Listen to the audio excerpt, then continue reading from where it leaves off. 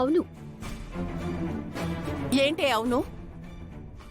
ఈ కాంపిటీషన్లో గెలిచేది అక్షితనే. చూస్తూ ఉండు.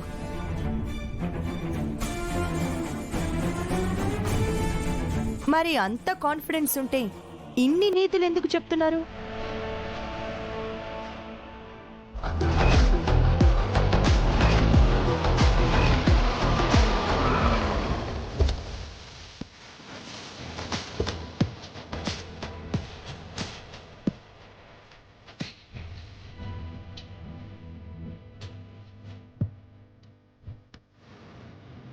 హాయ్. Hi hi. వెళ్దామా?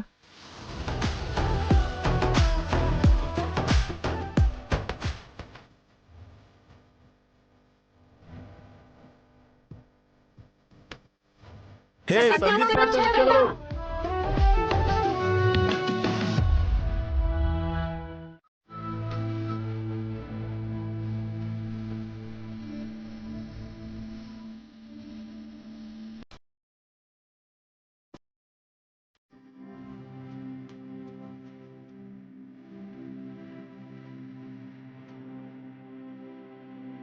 పల్లవి, నీ పరిస్థితి చూస్తుంటే నాకు కూడా కొంచెం భయంగా ఉందమ్మా. అవును పల్లవి, ఇంత నొప్పితో నువ్వు డాన్స్ చేయలేవు. వద్దు. అలా అనకు. ఎంత నొప్పైనా నేను భరిస్తాను. అందరూ నన్ను బండదాన్ని అని కామెంట్ చేస్తూ ఉంటారు కదా. ఆ బండతనమే, మొండితనమే నన్ను నిలబెడుతుంది. చూస్తూ ఉండండి.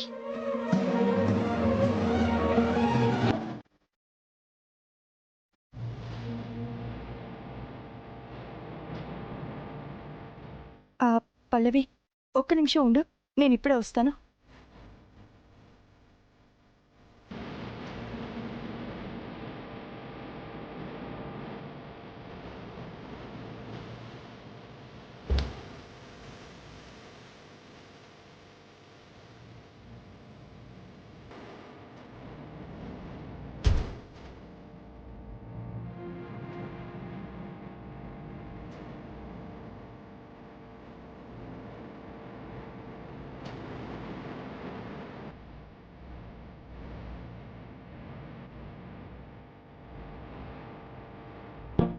పల్లవి, ఈ ఐస్ ప్యాడ్ పెడతాను, కొంచెం ఓర్చుకో.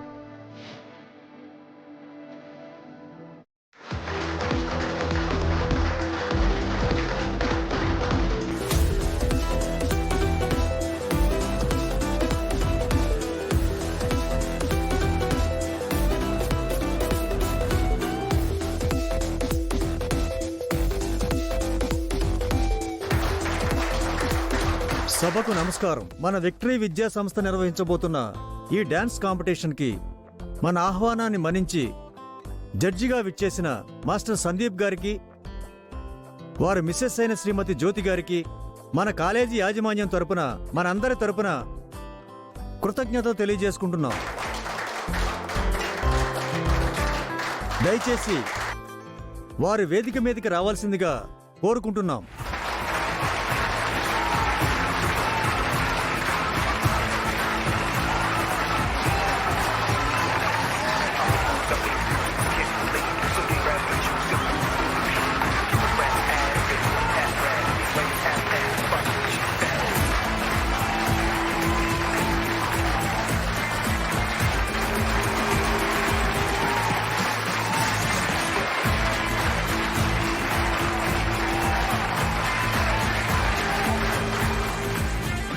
సార్ మా విద్యార్థులను ఉద్దేశించి 4 మాటలు ఏమైనా మాట్లాడండి. తప్పకుండా సార్.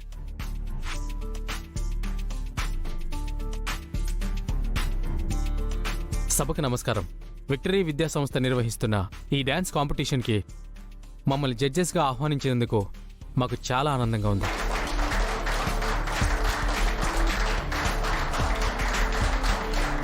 అందరూ అంటూ ఉంటారు ప్రతి మనిషికి కూడా వ్యక్తిత్వ వికాసం కావాలి అని.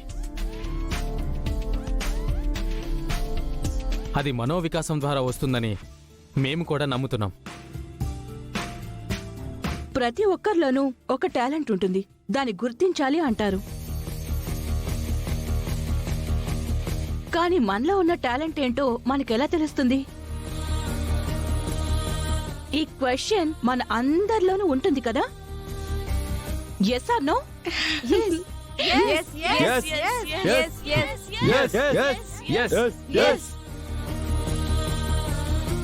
సంగీతం, సాహిత్యం, నాట్యం ఇవన్నీ దైవదత్తమైన కళలు. I mean God gift. మనం ఏదైనా సాంగ్ వినేటప్పుడు అది ఏ లాంగ్వేజ్ అయినా సరే మనకు అర్థమైనా కాకపోయినా మనకు తెలియకుండా కాళ్ళు చేతులు అడుగు చేస్తూ ఉంటాం. ఆ సంగీతానికి, సాహిత్యానికి మన మనసు ఆనందపడుతోందని తన స్పందన ద్వారా తెలియజేస్తుంది.